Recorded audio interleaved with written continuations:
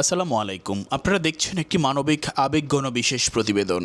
আজ আমরা তুলে ধরব এমন একটি আয়োজনের চিত্র যেখানে একজন প্রিয় মানুষের ইন্তেকালের পর তার রূহের মাগফিরাত কামনায় পরিবার, আত্মীয়স্বজন, প্রতিবেশী এবং অসহায় মানুষের অংশগ্রহণের আয়োজন করা হয়েছে। দোয়া, মিলাদ এবং একবেলা গণভোজ। একজন মানুষ পৃথিবী থেকে বিদায় নিলেও তার স্মৃতি বেঁচে থাকে পরিবার, আত্মীয়স্বজন এবং শুভাকাঙ্ক্ষীদের হৃদয়ে। সেই স্মৃতিকে ধারণ করে এবং মরহুম আলহাজ মোহাম্মদ আব্দুল জলিল পাটোয়ারি এর রূহের মাগফিরাত কামনায় পরিবারের উদ্যোগে আয়োজন করা হয়েছে এক ব্যতিক্রমধর্মী দোয়া ও গণভোজ। এই মহৎ আয়োজনের প্রস্তুতি শুরু হয় আগের রাত থেকেই। পরিবারের সদস্য, আত্মীয়স্বজন এবং স্বেচ্ছাসেবকদের নিরলস পরিশ্রমের রাতভর চলে রান্নার কার্যক্রম।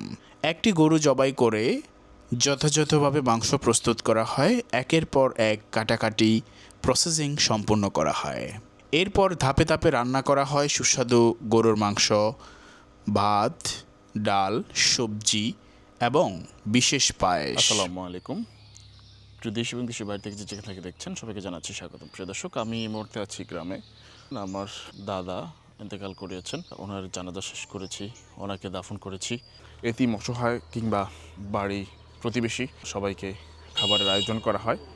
আর সেই খাবারের জন্যই মূলত গতকাল থেকে আয়োজন ছিল আমাদের। আপনারা নিশ্চয়ই দেখেছেন যে আমরা গতকালকে একটি গরু জবাই দিয়েছিলাম, প্রসেস করা হয়েছিল, রান্নাবান্না তার সাথে যেমন খাবারের আয়োজনগুলো আমরা করেছি, যেমন 400 মানুষের জন্য এস্টিমেট করেছি। আলহাজ মোহাম্মদ আব্দুল জলিল পাটোয়ারি, যার বয়স ছিল 110 থেকে 112 বছর।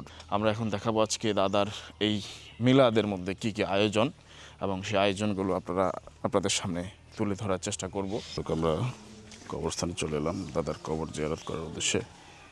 এই যে দাদার কবর জিয়ারত করার জন্য। পরদিন সকালবেলা পরিবারের সদস্যরা প্রথমেই মরহুমের কবর জিয়ারতের উদ্দেশ্যে কবরস্থানে চলে যায়। ঠিক সেখানে আমরা দাদা এবং দাদির কবর জিয়ারত করি। সকলে মিলে দোয়া প্রার্থনা করি। রূহের মাগফিরাত কামনায় এটি বিশেষ মুনাজাত পরিচালনা করেন একজন মাওলানা। কবরস্থানে পবিত্র কোরআন তেলাওয়াত করা হয় এবং মহান আল্লাহ তাআলার দরবারে মরহুমের রূহের মাগফিরাত কামনায় বিশেষ দোয়া করা হয়। সন্তান, নাতি নাতনি, আত্মীয়স্বজন এবং শুভাকাঙ্ক্ষীদের চোখে তখন ছিল গভীর আবেগ।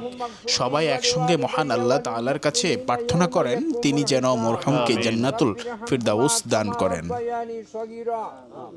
পরদিন সকাল হতেই এক আবেগঘন পরিবেশের সৃষ্টি হয়। পরিবারের সদস্য ও শুভাকাঙ্ক্ষীরা সমবেত হন মরহুম আলহাজ মোহাম্মদ আব্দুল জলিল পাটোয়ারির চিরনিদ্রার স্নিগ্ধ ছায়াতলে কবরস্থান জিয়ারত করে অশ্রুসিক্ত নয়নে তার রূহের মাগফিরাত কামনা করা হয়। কবরস্থানে একই সাথে শুয়ে আছেন আমার দাদা এবং আমার দাদি। ঠিক ওনার কবর জিয়ারত করেই আমরা শেষ করেছি বিশেষ মুনাজাত।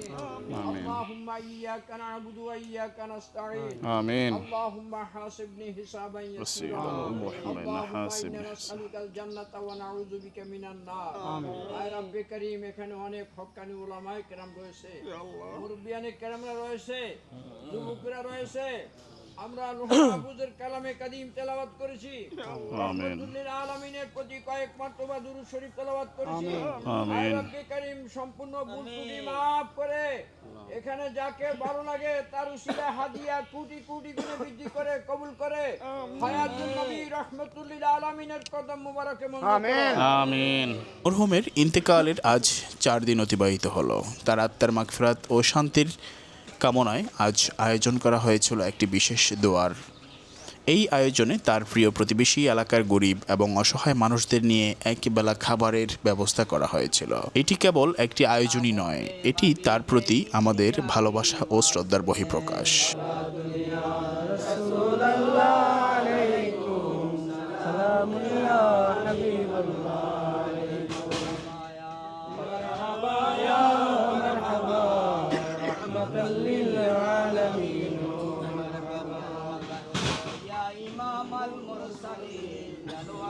কবর জিয়ারত শেষে বাড়িতে অনুষ্ঠিত হয় পবিত্র মিলাদ ও দোয়ার মাহফিলের আয়োজন। প্রিয় দর্শক, আপনারা এই মুহূর্তে দেখতে পাচ্ছেন আমার দাদা মরহুম আলহাজ আব্দুল জলিল পাটোয়ারির বাড়ির আঙ্গিনায় ঠিক এই মুহূর্তে আপনাদের সামনে অনুষ্ঠিত হচ্ছে একটি বিশেষ মিলাদ ও দোয়া। স্থানীয় আলেম হাফিজগণ পবিত্র কোরআন তেলাওয়াত করেন, দুরূদ শরীফ পাঠ করেন এবং মরহুমের জন্য বিশেষ মোনাজাত পরিচালনা করেন। মোনাজাতে অংশ নেন এলাকার গণ্যমান্য ব্যক্তি, আত্মীয় স্বজন, প্রতিবেশী এবং অসংখ্য মুসল্লি। আমিন। পুরো পরিবেশ জুড়ে ছিল ধর্মীয় আবেগঘন এক অনুভূতি।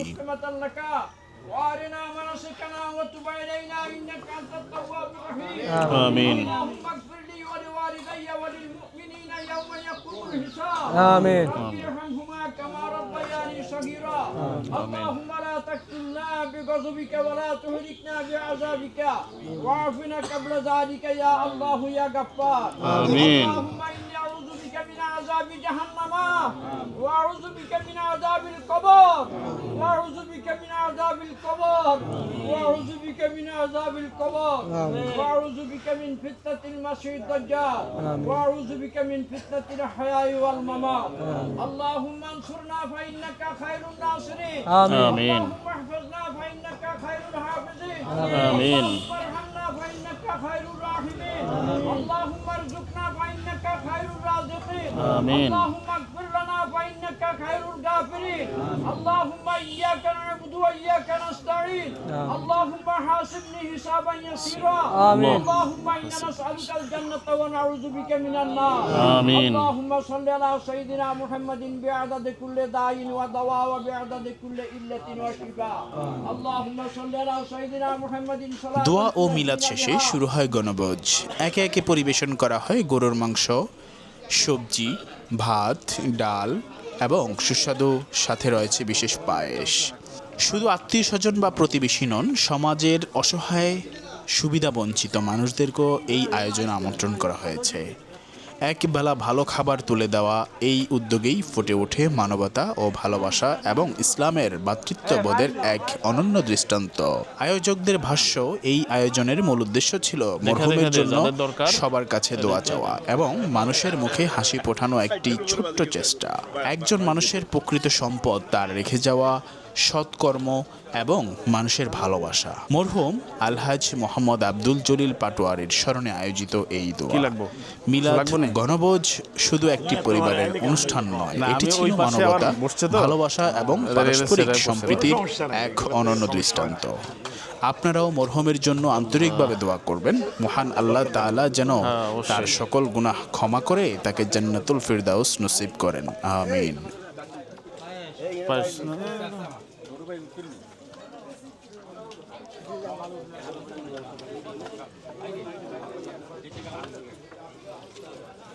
লাগবো না যা, লাগবো না, আছে যথেষ্ট আছে, আছে ওখানে আছে, অ্যাভেলেবেল আছে। লাগবে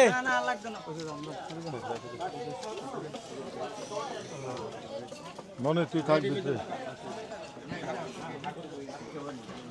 তারপরে একটু থাক,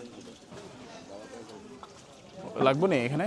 এই এই আপনার লাগবে না এই এটা দিয়ে যাও, বড়টা দিয়ে যাও, ফাইসের বড়টা দিয়ে যাও, এটা দিয়েছে। এটা থাক, এটা থাক।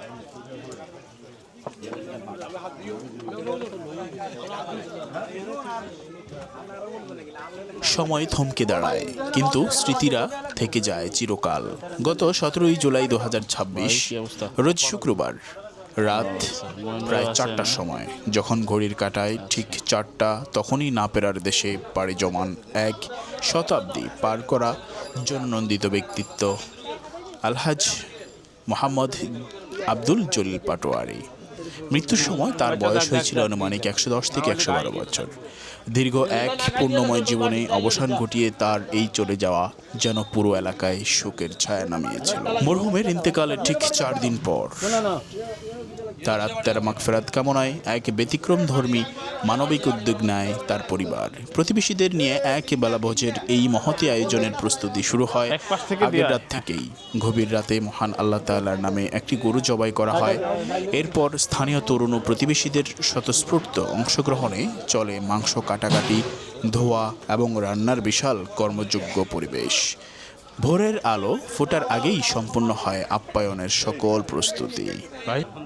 আলহামদুলিল্লাহ, আমরা এইভাবে খাবার আয়োজন করেছি। দেখেন আপনারা প্রিয় দর্শক, এই যে খাবারের আয়োজনগুলো একটু দেখেন, অর্থাৎ গরুর মাংস যে সিস্টেমে দেওয়া হবে সবাইকে পার্সোনালি একেবারে ফিক্সড করা ডিজিটাল পদ্ধতিতে বর্তমানে আমাদের চাঁদপুরে ঠিক আমার এলাকায় এইভাবেই চলে। দেখেন আপনার খাবারগুলোকে এবার সাজিয়েছি।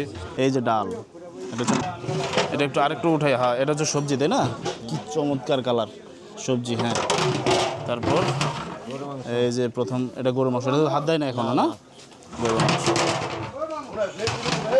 এই গরু মাংস এটার প্রথম এক দৌড় খাওয়াইছে এই জন্য এই অবস্থা কমছে। আচ্ছা এটা কোনটা?